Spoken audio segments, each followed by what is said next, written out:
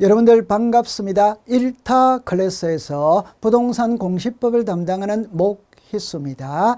이 부동산 공시법은 공부하기 어렵다고 하죠. 그 어려운 과목 정리의 달인인 저 목희수와 함께 공부한다면 단기간에 합격할 수 있습니다. 저와 같이 합격으로 함께 나아가도록 하죠. 제 양력을 잠깐 소개해 보면은 저는 대학에서는 법학을 전공을 했고 대학원에서는 교육학을 전공을 했습니다. 기타 서울의 유명 학원에서 현재 강의를 하고 있어요. 출제 경향을 본다면 있죠. 그죠? 여러분들 법률의 규정을 묻는 문제가 많이 증가를 하고 있고 틀린 지문은 감소하고 있으며 옳은 지문은 증가하고 있어요. 혼합형 문제, 예를 들어서 포괄적인 지식을 묻는 문제가 증가하고 있으며 박스형 문제, 여러분들은 갈로 안에 박스로서 내용을 묻는 문제가 증가하고 있습니다. 이 내용을 본다면 전체적으로 시험 문제는 어렵게 출제되고 있어요.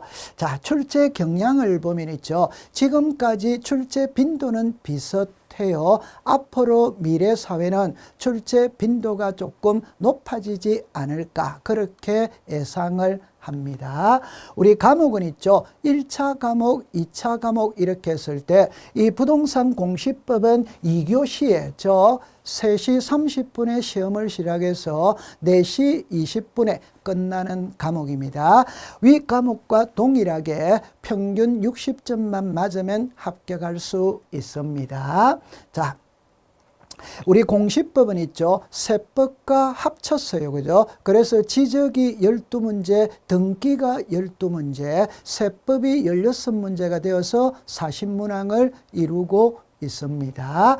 응시율을 여러분들 잠깐 본다면 1차는 있죠. 그죠? 15만 명이 응시를 했고 그 중에 3만 2천 명이 합격을 했습니다. 비율로 따진다면 약 21%가 합격을 했어요. 2차는 있죠. 그죠? 7만 5천 명이 응시를 했고 그 중에 16,000여 명이 합격을 했어요. 이거를 본다면 전체적으로 약 20%의 합격률을 나타내고 있는 것입니다. 출제되는 영역을 보면 우리 공시법은 지적 파트와 등기 파트로 나누어져 있죠. 그죠? 지적은 1장은 시험 범위에 속하지 않습니다. 2장과 3장과 4장, 5장 중에 대체적으로 고르게 출제를 하고 있어요. 거기서 2장이 특히 중요합니다. 그 다음에 마지막에 지적 파트는 출제 빈도가 조금 낮아요. 등기는 있죠. 그죠? 1장, 2장은 출제 빈도가 아주 낮아요. 3장과 4장, 5장을 중심으로 공부를 해두면 되는 겁니다. 자, 여러분들이 기출문제를 한번 풀어본다면 우리 공시법은 지적과 등기 파트로 나누죠. 그죠? 지적에서 제일 중요한 게 지목입니다. 그럼 이 지목에 관한 설명으로 옳은 것 일어났죠. 처음에 보면은 여객 자동차 터미널 자동차 운전하고는 잡종지가 아니에요. 자, 주차장이 아니고 잡종지입니다. 잡종지. 온수, 약수, 석유 등의 일정한 장소로 운송 이렇게 내놨죠. 그럼 여기서 출제위원의 키는 용출을 묻는지 운송을 묻는지입니다. 용출을 물으면 광천지고 운송을 물으면 잡종지입니다. 그래서 광천지가 X가 됩니다. 3번에 보면은 묘지공원의 지목은 뭐냐? 여러분들 묘지공원을 공원으로 볼 수는 없죠. 묘지입니다. 묘지. 공원이 틀렸어요.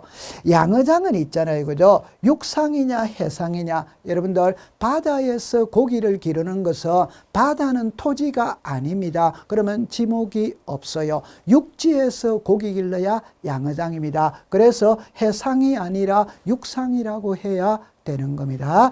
5번에 보면은 물을 상시적으로 이용하지 않고 각종의 작물을 재배하는 것은 전, 이 전은 한자죠. 그죠? 밭입니다. 밭. 그래서 밭전자를 써서 전인데 오가 되죠. 그죠? 그러면 이 지문에서는 5번이 정답이 되는 겁니다. 여러분들 이 지목의 종류가 있는데 그거는 참고를 해 두시면 되는 거예요. 자, 그 다음에 등기 파트의 문제를 보면은 자, 당사자 능력에 관한 설명으로 옳은 것 일어났죠. 1번에 보면은 태아 이름으로 등기할 수 있느냐? 어머니 뱃속에 있는 태아는 등기를 할 수가 없습니다. 민법상 조합 이름으로 등기가 되느냐? 안 됩니다. 민법상 조합은 단체의 성격보다는 개인의 성격이 강하기 때문에 조합 이름으로는 등기해 주지 않아요. 지방자치단체인 공법인 있죠. 여러분들 국유지, 시유지가 있죠. 그는 당연히 등기가 됩니다. 그런데 없다 이라니까 X가 됩니다. 사립 학교 있죠. 여러분들 학교 명의로 등기가 되느냐? 안 됩니다.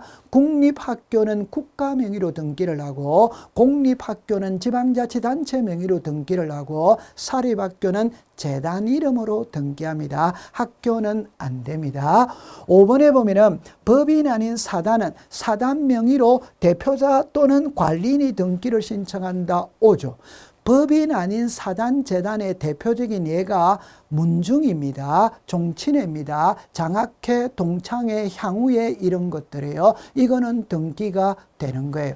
여러분들 이거를 그림으로 만약에 본다면 이게 등기부입니다. 그럼 여기서 이 란이 쪽으로 등기부상에 이름이 올라갈 수 있는 자는 세 사람입니다. 하나가 자연인입니다. 자연인은 누구나 될 수 있어요. 두 번째는 법인입니다. 법인도 전부 다 돼요. 그게 뭐 국내 법인이든 해외 법인이든 영리 법인이든 비영리 법인이든 다 되는 겁니다. 세 번째는 법인 아닌 사단이나 재단, 줄여서 비법인입니다. 그래서 등기부상에 이름이 올라갈 수 있는 자는 이 세 명밖에 없어요. 자, 그 다음에 제 강의의 특징이 무엇일까? 여러분들 제 강의는 핵심을 정리하여 정답을 찾아주는 강의를 진행하게 될 거예요. 앞으로 있잖아요. 첫 번째, 어려운 법률 용어를 사례를 통해 쉽게 설명해 주는 강의.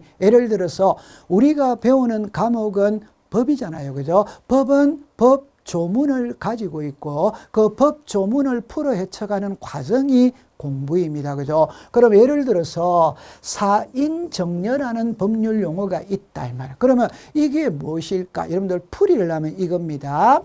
죽는다는 걸 조건으로 정리한다. 예를 들면 갑이 있고 을이 있고 병이 있어요. 그죠? 이때 이 부동산의 소유자는 갑입니다. 그죠? 갑하고 병은 부자지간입니다. 아버지는 시골에 살고 있고 자식은 서울에 살고 있어요. 근데 아버지가 아파요. 그러면 자식이 시골에 내려와서 병간호를 해야 되는데 직장이 서울이다 보니까 시골에 내려올 입장이 못 돼. 그러면 아버지를 모시고 서울로 가야 되는데 아버지는 또 서울 생활은 죽어도 싫어요.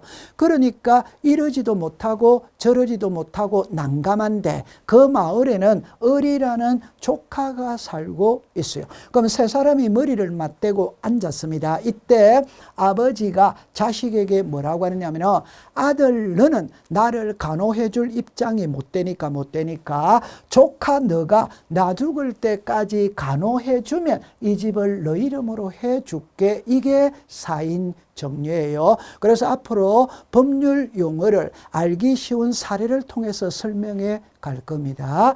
두 번째는 출제 빈도가 높은 부분을 집중적으로 강의를 한다. 여러분들 시험은 있잖아요. 그죠? 24문제만 출제를 합니다. 그 한 권에서 24문제를 줄이는 것은 능력이겠죠. 그죠? 그러면 어느 부분이 출제 빈도가 높으냐 낮으냐라는 것은 지금까지 기출문제를 풀어보면 어느 부분이 출제 빈도가 높고 낮음이 표가 나는 겁니다. 저 역시 출제위원회 입장에서 어떤 문제를 내면 수강생들의 능력을 평가할 수 있을까? 그걸 고려를 해서 출제 빈도가 높은 부분을 중심으로 강의를 할 겁니다. 그 다음에 여러분들이 문제를 푸는 능력을 향상시켜야 되겠죠. 그러면 그 문제에서는 주어를 묻는 문제, 목적어나 보어, 형용사를 묻는 문제, 동사를 묻는 문제가 있습니다. 예를 들면 국토교통부 장관은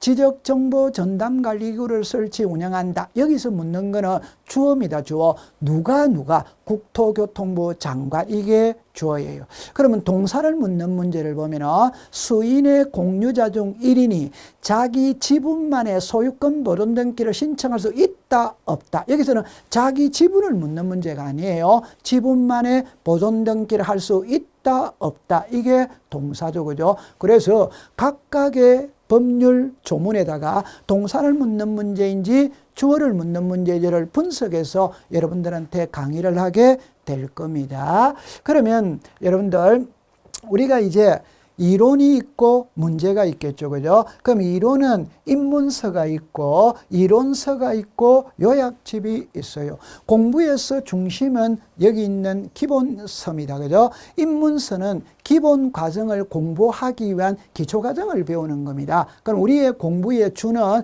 이론서가 되어야 되는 겁니다. 그러면 이 많은 분량을 줄여줘야 되겠죠. 그게 핵심 요약입니다. 그죠? 그래서 액기서만을 가려낸 요약을 가지고 마지막을 정리하게 될 겁니다. 이론을 이렇게 공부하고 나면 이제 문제를 풀어봐야 되겠죠. 그죠? 자, 문제는 기출 문제가 있고 적중 예상 문제가 있고 파이널 모의고사가 있죠. 처음에 기출 문제를 풀어봐야 돼요. 그래서 출제 경향, 문제의 흐름을 파악할 수 있어요. 그러면 기출 문제를 분석한 게 적중 예상 문제고 이 적중 예상 문제는 기출 문제를 밑바탕으로 제가 새롭게 문제를 내어서 여러분들과 푸는 연습을 하게 될 것이고 마지막에 파이널 모의고사 실제 사십 문제를 여러분들한테 풀게 하고 그거를 해설을 통해서 여러분들의 시험장에 가서 정답을 찾아주는 핵심적인 강의가 되도록 할 것입니다. 그죠? 여러분들의 주된 목적은 공인중개사 시험에 합격하는 것이죠. 그죠? 그럼 합격을 하기 위해서는 최선의 노력을 다해야 되겠죠. 여러분들의 합격의 지름길을 제가 안내해 가겠습니다. 저 모키스와 함께 부동산 공시법을 공부한다면 고득점으로 합격의 기쁨을 누리게 될 겁니다. 본 이론 과정에서 뵙길 바랍니다. 감사합니다.